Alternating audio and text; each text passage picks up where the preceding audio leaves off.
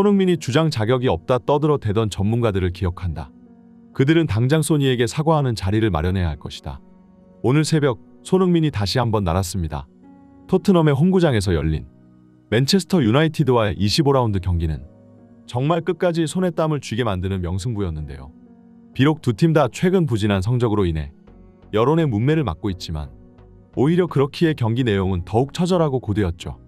일단 토트넘과 맨유는 경기 시작 전 강등권에 위치해 있을 정도로 최근 리그에서 순위 반등을 하는 데 있어 큰 어려움을 겪고 있었는데 약팀 강팀 가릴 것 없이 모두 승점을 떨구고 다녀 시즌 초 목표로 했던 유럽 대항전 진출은커녕 이제는 강등권 탈출만 노리는 처량한 신세로 전락했습니다. 그런 상황에서 펼쳐지는 맨유와 토트넘의 대결은 양팀 모두에게 있어 상당히 껄끄러운 상대였죠. 하지만 최근 맨유는 토트넘에게 2연속 패배를 했을 정도로 상대 전적이 좋지 않았습니다. 특히나 최전방에서 미쳐 날뛰는 손흥민의 영향력 덕분에 맨유에게 있어 손흥민은 거의 공포의 대상으로 여겨지고 있었죠. 리그컵에서 꽂아넣은 다이렉트 코너킥 골은 지금도 틈날 때마다 각종 스포츠 영상의 하이라이트로 사용되며 맨유 팬들에게 그때의 트라우마를 다시 살아나게 해주고 있는데요. 오늘 경기의 키포인트도 마찬가지로 손흥민이었고 맨유는 이번에도 이를 저지하는데 실패하며 손흥민은 명실상부 맨체스터 유나이티드 킬러가 되어가고 있습니다. 그동안 토트넘의 최전방 자리는 참으로 고민이 많았는데 솔랑케는 좀 잘하나 싶더니 부상으로 빠져버렸고 히샬리송이 돌아왔지만 마찬가지로 뭐라도 하나 보여주지 못한 채 또 다시 부상 아웃 되어버렸죠. 결국 이번 경기에서는 겨울에 바이에른 미넨에서 새로 임대해온 마티스 텔을 선발로 내세웠지만 역시나 아직 유망주 단계에 머물러 있는 선수일 뿐이고 경기 전반에 있어 많은 영향력을 행사하지 못했습니다. 그에 비해 맨유의 스쿼드 상황은 토트넘보다 훨씬 나았는데요. 물론 맨유도 부상으로 몇몇 선수를 잃긴 했으나 그래도 충분한 경기 수를 쌓은 주전에서 준주전급의 선수들이 여전히 명단에 남아있었죠. 이런 상황에서 손흥민은 최전방에서 혼자 2인분의 몫을 해야만 했습니다. 특히나 마티스 텔은 경기 내내 박스 안에서 지워질 정도로 터치와 포지셔닝이 형편없었기 때문에 손흥민은 더 폭넓은 움직임을 가져가야만 했죠. 하지만 이렇게 없는 살림 속에서도 손흥민은 특급 플레이메이커로서의 역할을 톡톡히 해냈는데요. 일단 이 경기를 준비해온 맨유의 아모림 감독은 대놓고 손흥민 쪽을 틀어막아 버리겠다는 의도를 대놓고 나타냈습니다. 3백을 들고 나왔고 오른쪽 윙백에는 전문 풀백인 디오고 달러, 오른쪽 스토퍼에는 또 두 번째 전문 풀백인 마즈라위를 위치시켰죠. 이 두 선수는 공격보다는 수비에 일가견이 있는 선수들이고 오른쪽 측면 지역에서 상대 공격수와의 1대1의 도 같은 풀백들이었습니다. 아모림 감독은 토트넘의 모든 공격은 손흥민으로부터 시작된다는 것을 인지하고 있었고 이 두 명의 전문 풀백을 손흥민에게 붙여놓으면서 토트넘의 모든 공격 루트를 차단하겠다는 생각이었는데요. 실제로 경기 초반 맨유 선수들의 포지셔닝을 보면 전체적인 포메이션이 오른쪽 측면으로 쏠려 있는 것을 확인할 수 있고 손흥민이 공을 붙잡을 때마다 달려드는 달로와 또 그 이후 상황을 견제하기 위해 손흥민을 주시하고 있는 마즈라위의 모습을 확인할 수 있었죠.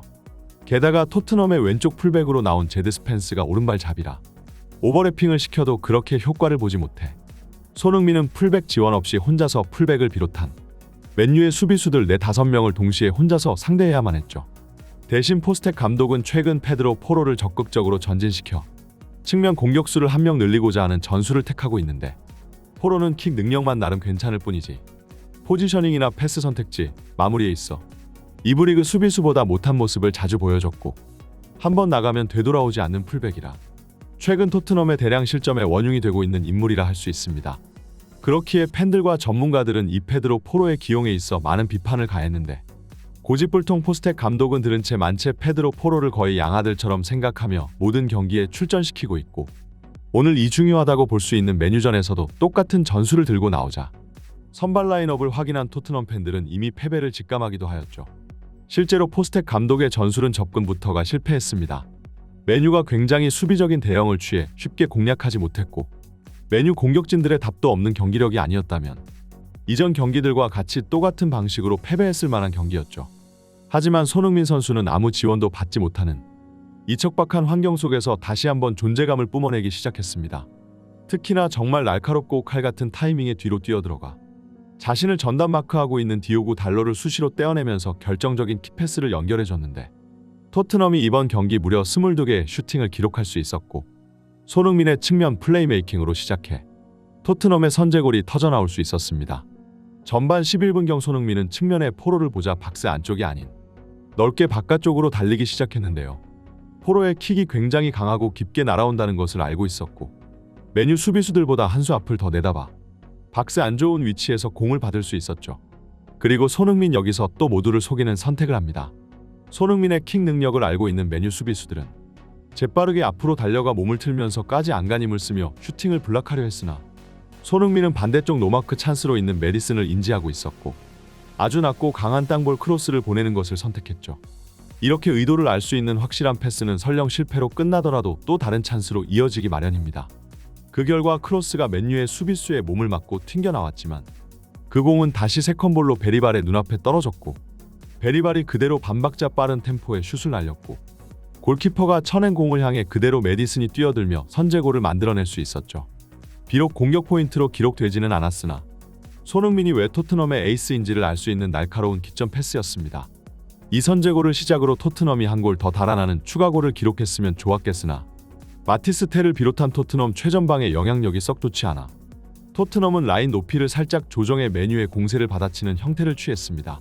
그 결과 선제골이 터진 전반 11분 이후 거의 80분이 넘는 시간 동안 토트넘 선수들이 진짜 심장이 터져라 뛰어다니는 모습을 확인할 수 있었는데 이 애처롭고 처절한 모습에 토트넘 팬들마저 이번 시즌 처음으로 찬사를 보냈을 정도이죠. 특히나 손흥민 선수의 활동량과 수비가담이 빛났는데 메뉴가 공격할 때는 또 아래로 내려와서 도와주고 역습을 나갈 때는 또 어느샌가 최전방에서 죽어라 달리고 있으니 손흥민의 투혼에 최근 팀 성적을 구실로 주장직을 박탈하라며 손가락질하던 현지 팬들도 그저 입을 다물 수밖에 없었습니다. 토트넘은 손흥민이 만들어준 이 귀중한 한 골을 지켜내며 1대0으로 승리했고 그 결과 순위표는 12위까지 껑충 뛰었습니다. 게다가 레코드 브레이커 손흥민답게 이번 메뉴전 승리로 또 다른 기록을 프리미어 리그 역사에 새겼는데 프리미어 리그 출범 이후로 리그에서 메뉴 상대로 첫 더블을 기록하는 데 성공했고 잉글랜드 리그 역사 전체로 넓게 보아도 34년 만에 처음 있는 일이라 합니다. 손흥민은 공격 포인트를 기록하지 못했음에도 필드 플레이어 중에서 가장 높은 점수를 받았는데 이는 손흥민이 이번 승리에 눈에 보이지 않은 활약이 얼마나 많았는지를 말해주는 지표였죠. 골로 이어질 뻔한 키패스를 무려 4개나 기록했으며 특히나 이 베테랑의 나이에도 팀 내에서 가장 많은 거리를 뛰는 그 위닝 멘탈리티에 전문가들은 찬사를 보낼 수밖에 없었습니다. 특히나 최근 몇몇 경기들의 패배로 현지 팬들은 손흥민의 리더십이 형편없다, 주장직을 박탈하고 다른 선수에게 넘겨줘야 한다는 그야말로 현지에서 가장 냄비라고 평가받는 팬들다운 반응들이 나왔었는데 오늘 경기로 인해 이제 그런 한심한 소리들은 쏙 들어가게 되었죠. 특히나 메디슨은 골을 넣고 손흥민을 쳐다본 뒤 관중석 쪽을 향해 더 떠들어보라는 제스처를 했고 그 뒤에 최근 손흥민이 보여줬던 슛 세레머니로 마무리 지었으니 메디슨의 한술 더 뜬 이 세레머니가 어떤 작자들을 향하는지는 우리 모두가 알고 있었죠. 이번 경기는 공수 안팎으로 에이스다운 면모를 보여준 손흥민 선수의 모습을 확인할 수 있었는데요. 공격 포인트를 기록하는 것도 좋지만 이런 영향력이야말로 손흥민 선수의 클래스를 가장 잘 나타내주는 것이라 볼 수 있습니다. 다음 경기 입스위치전에서도 계속 이 흐름을 이어나가기를 바랍니다. 이번 영상은 여기까지입니다. 구독과 좋아요는 사랑입니다. 감사합니다.